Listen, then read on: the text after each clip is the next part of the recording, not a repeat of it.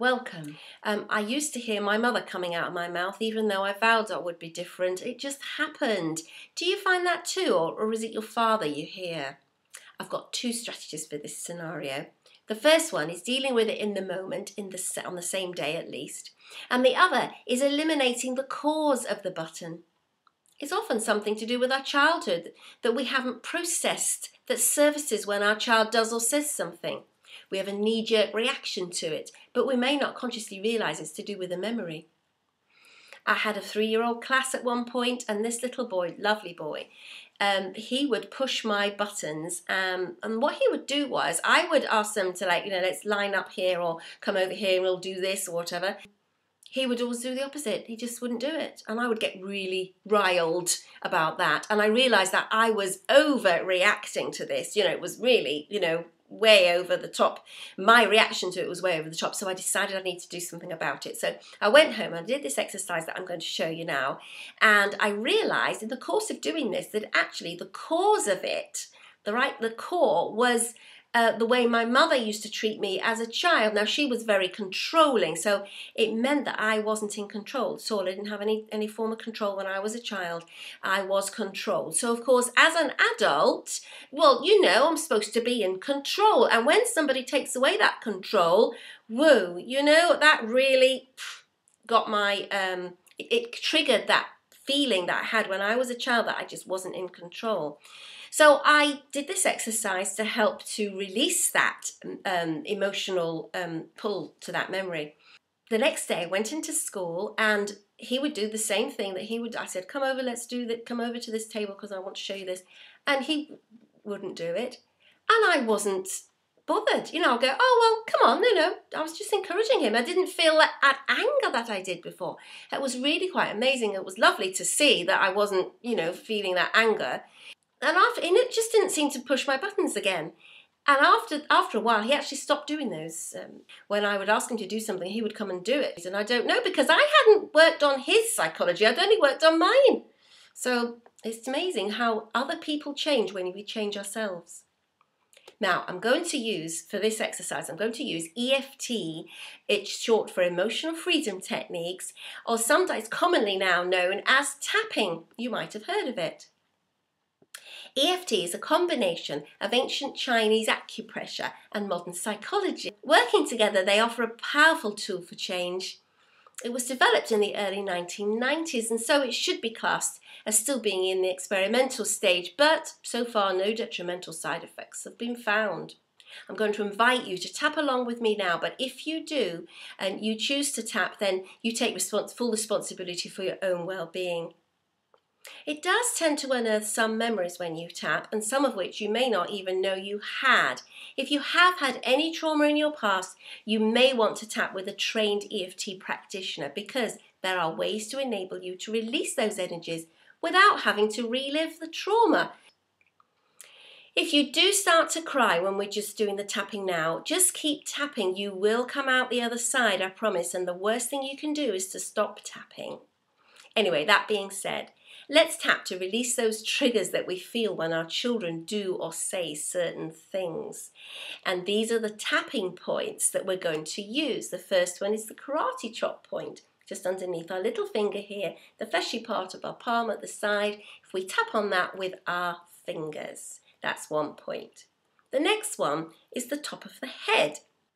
And then the next one is called the eyebrow point. It's in between the two eyebrows. If you tap with several of your fingers, you're sure to get the right spot. And then the next one is the side of the eye, on the bone at the side of the eye. And then we have the under eye spot here, just on the bone, on the under your eye. And then under your nose. And then the next one's called the chin spot, and it's just on the indentation under your lip. And then we have the collarbone point. And then we have the underarm. And then we have the wrist one, which is you just tap your wrists together. Or you can do it with your hand if you prefer. So please bring to mind now a scenario where one of your children had pushed your buttons. It works best when we're specific. Please rate that button pushing feeling on a scale of 0 to 10, when 0 is no emotional response and 10 being I'm going ballistic. Please write that number down somewhere so you don't have to remember it in your head. Okay, so we're going to do some tapping, so follow me and I'll say some phrases, so please repeat them after me. I'll be referring to the child as a he, but if she's a girl, please change it to a she so that when you say the phrase, it makes more sense, doesn't it? So tapping on the karate chop point, I'm going to say a phrase and you say it after me. Even though he pushed my button big time, your turn. I accept myself anyway. Even though he made me really angry, I accept how I feel.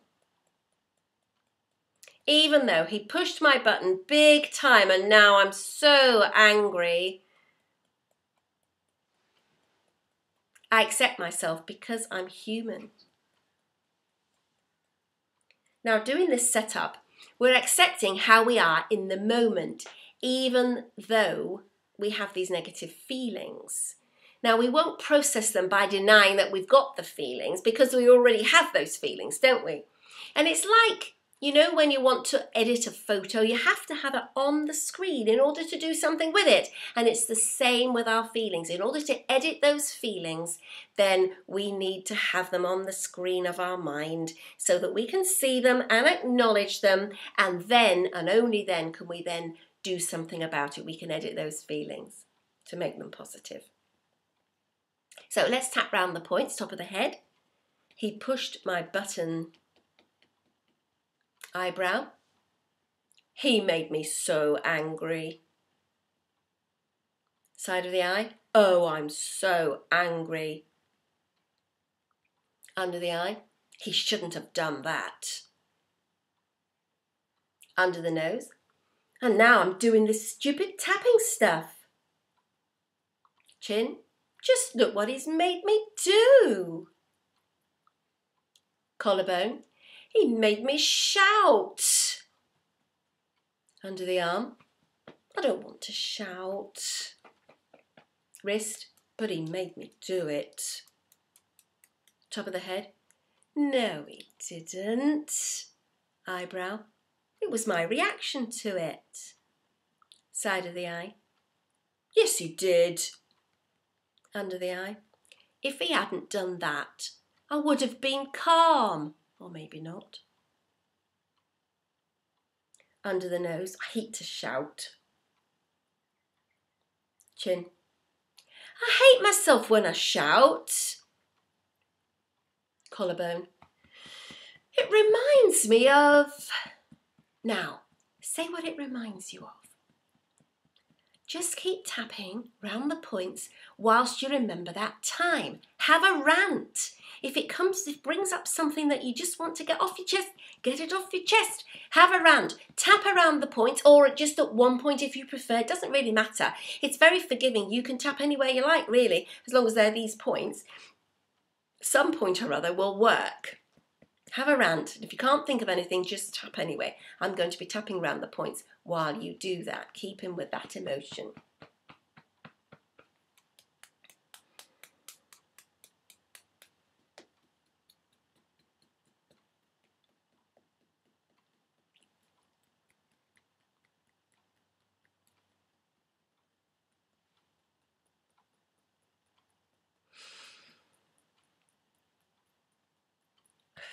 Take a deep breath. Have a drink of water. And if you're still in that emotion, keep with it and keep tapping until it subsides. If you need to do that, stop the video and just keep tapping and just keep going over what it was that happened, just talking about it and just saying, oh, you know, whatever it was, and just tap around the points until you get to a lower number. And if you're feeling calmer, you'd like to think back to the original button push you rated and rate it now. Write down that number. Has it gone up? Has it gone down?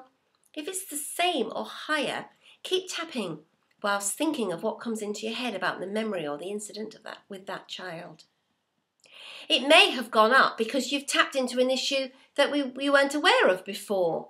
But if so, just keep tapping and help you work through it.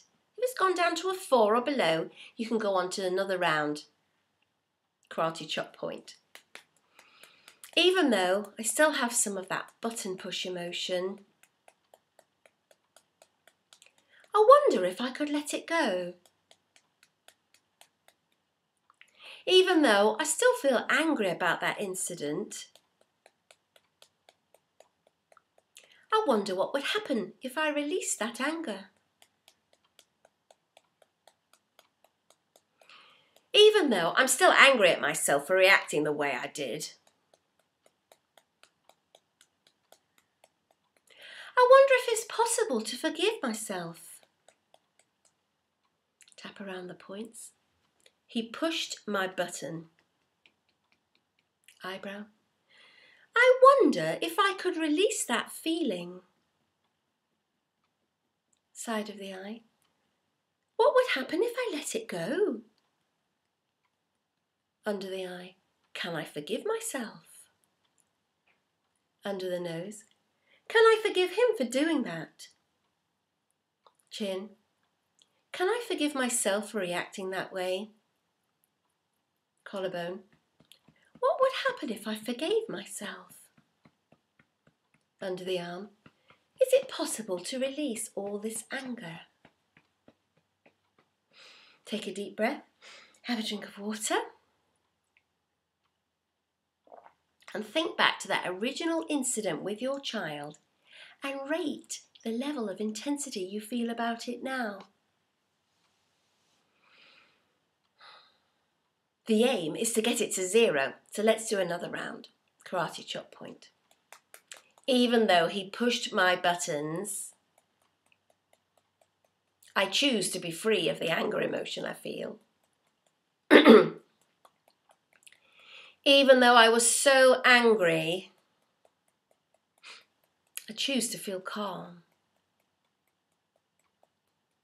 Even though I'm angry at myself, I choose to forgive myself. We'll now alternate those statements as we tap on each of the points.